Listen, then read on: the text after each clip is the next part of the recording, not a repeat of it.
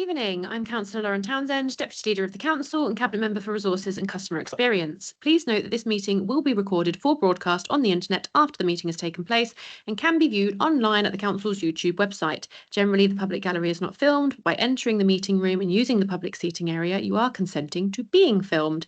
This evening, there are 4 decisions to be taken. One by Councillor Hernshaw, Cabinet Member for Children and Young People, one by Councillor Mahendran, Cabinet Member for Planning and Placemaking, one by Councillor Fuller, Cabinet Member for Adult Services, Health and Communities, and I will also be taking one decision. In addition to myself and any other councillors who've decided to join the meeting, a number of senior officers, together with legal, service-based and democratic service colleagues, are also in attendance either online or at Civic. Can I ask anyone who's joined online to please switch off their microphone and camera when they're not speaking, and for those in the room, please ensure you turn your microphone on before you speak. A supply of the papers for this meeting are available on the modern.gov pages of the Council's website. I have not received notification of any members of the public who've registered to speak. I have not been advised in advance that any councillors have registered to speak, but for any councillors who do join the meeting, please just let me know if you wish to speak at the relevant time. Can I remind councillors that any contributions should not exceed 3 minutes and are speaking about the merits of the decision, not to serve as a formal question and answer session. The decision sheet will be published on the modern.gov pages of the Council's website tomorrow, Wednesday the 18th of March 2026, and I will now pass you to Councillor Hernshaw to take his item. Thank you, Councillor Townsend. My decision is just for the proposed term dates for the year 2027, term year 2027-28. For all of our community and voluntary controlled schools, there are over 113 schools in the city, but we can only set the term dates for about 41 of those, and the remaining 72 are required by law to set their own term dates. We've obviously tried to work really hard with partners and neighbouring local authorities as well, and all of the schools to set dates that align with each other as much as possible as well. This is a very simple delegated decision. There's not really loads to say apart from there hasn't really been that much resistance apart from one comment from a member of staff, and that's resolved as well, as I believe it. It's otherwise very positive. I'm totally happy with the proposed dates. I don't know if there's anything else to add from an officer's perspective. No, you've set all the terms as well. There's no issues that's come up, so that's fine. In that case, I'm very pleased to now be taking my decision. And I will hand you over to Councillor Mahendran. Thank you, Councillor Hernshaw. My decision this evening is our response to the government's spatial development strategy, non-statutory consultation. I have thought long and hard about how to say any of this in a way that isn't boring and jargony, and I'm not sure that such a way exists.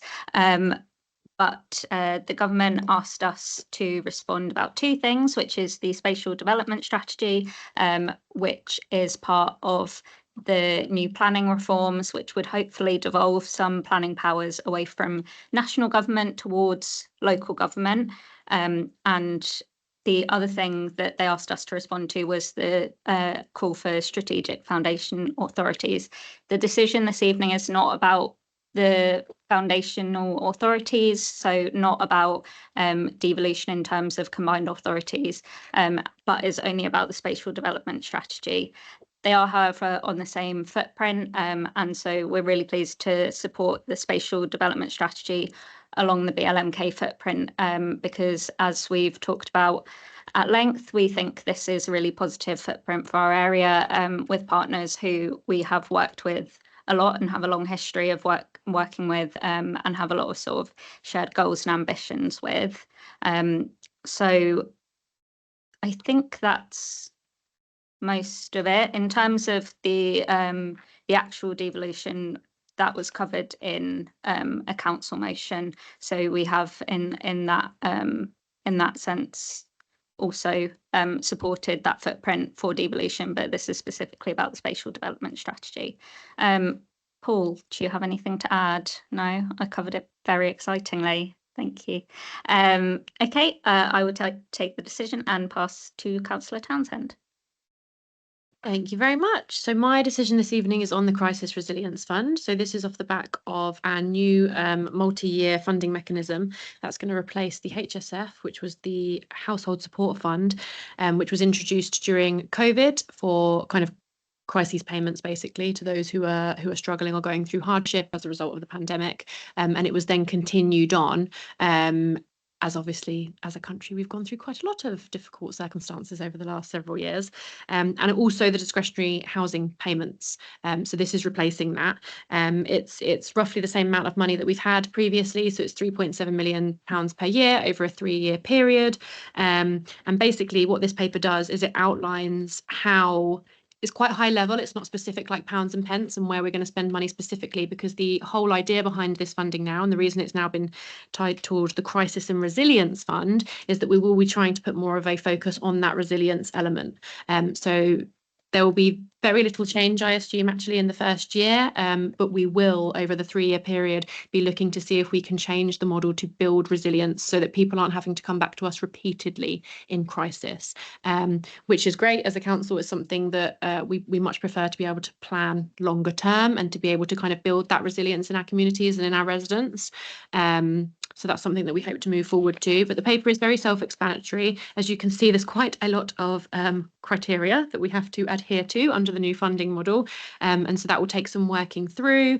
But on page 2, at the second page of my decision, which is page 24 in the papers, you can see kind of the indicative percentage of the fund that we're going to spend on each area. And there's very little change in there from previous years at present.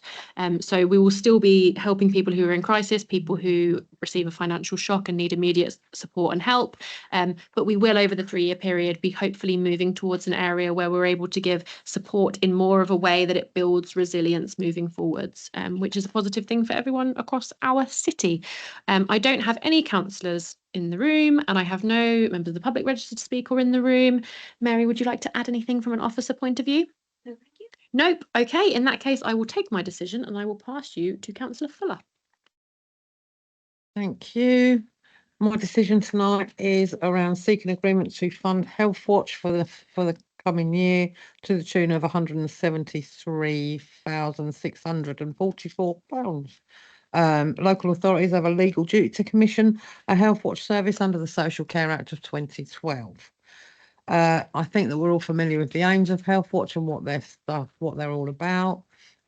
You will probably be aware that there have been proposals to abolish Health Watch in its current form, although as up to now, no official timeline has been published.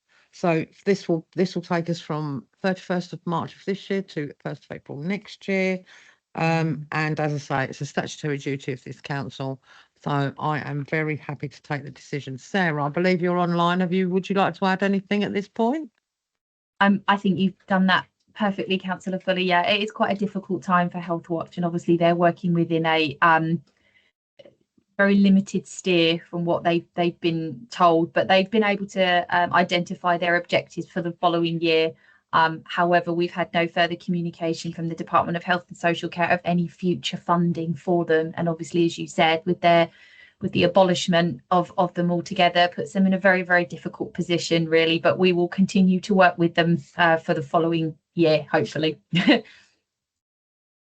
Thank you. As I say, I think Health Watch fulfil a very relevant and useful role for members of the public. So on that note, I'm very happy to take the decision. Thank you, Councillor Townsend.